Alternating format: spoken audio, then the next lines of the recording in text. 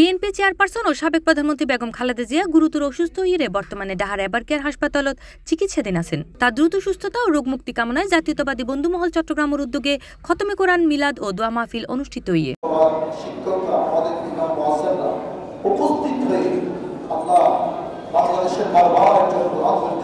আজিয়া ডিসেম্বরের ৩ তারিখ নগরের আন্দরকিল্লা কদম মোবারক মসজিদত মাঝে এই মাহফিল অনুষ্ঠিত হয়। দোয়া মিলাদ মাহফিলত মাহবুব রানার সভাপতিত্বে এতে প্রধান অতিথি হিসেবে উপস্থিত আছেন নগর বিএনপি সদস্য সচিব নাজিমুর রহমান। এ সময় আরও উপস্থিত আছেন আহমেদুল আলম চৌধুরী রাসেল, আমিনুল ইসলাম ও এম এ রাজ্জাক। ইসলামী মূল্যবোধে বিশ্বাসী বাংলাদেশ জাতীয়তাবাদী দলের নেত্রী ওনার সুস্থতার জন্য আজকে সারা বাংলাদেশ এক ঐক্যবদ্ধ হয়েছে।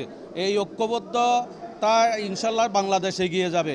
আপনারা জানেন বাংলাদেশ জাতীয়তাবাদী দলের এই ভাইস চেয়ারম্যান তারেক রহমানও ২-৪ দিনের ভিতর দেশে আইব ইনশাল্লাহ দেশ নেত্রী অচিরেই সুস্থ হয়ে রানার হাসে ফেরত আইব আর দেশের আবার নেতৃত্ব দিব, বাংলাদেশ জাতীয়তাবাদী দলেরও নেতৃত্ব দিব, দেশের নেতৃত্ব দিব। এখন অন্তরত্ব নারার নেতৃত্ব দোয়া করার সারা বাংলাদেশের জনগণ আজ নেতৃত্ব দোয়া করার আজ নেতৃত্বে এতজ্ঞ মানুষ যে দোয়া করে রেডি ৩৫০ হাত তুললে ইনশাল্লাহ আর বিশ্বাস আল্লাহ রব্বুল আলমিন আর এই ছোট ছোট বাচ্চাকলের মিকা চাই এই দেশবাসীর এই আবেদনের মিকা চাই আল্লাহ রব্বুল আলমিন আনার নেতৃত্বে সুস্থ করে আবার আনার মাঝে ফেরত দিব। এছাড়া আরও উপস্থিত আছেন এস এম আবু সালেহ, দিদারুল আলম, নুরুল আলম, আলাউদ্দিন আলী নূর, কলিমুদ্দিন, জসিমউদ্দিন সাগর সহ আরও বোধকেই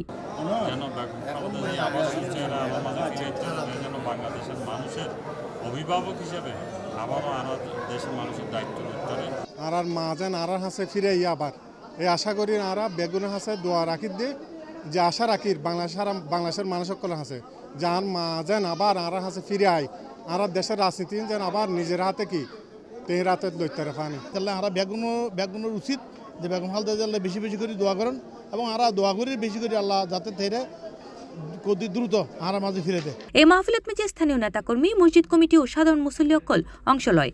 অনুষ্ঠানত মেজে দেশের সাবেক প্রধানমন্ত্রী দেশনেত্রী বেগম খালেদা জিয়ার শারীরিক সুস্থতার লাই আত্মুলিয়ে বিশেষ মোনাজাত করা হয়।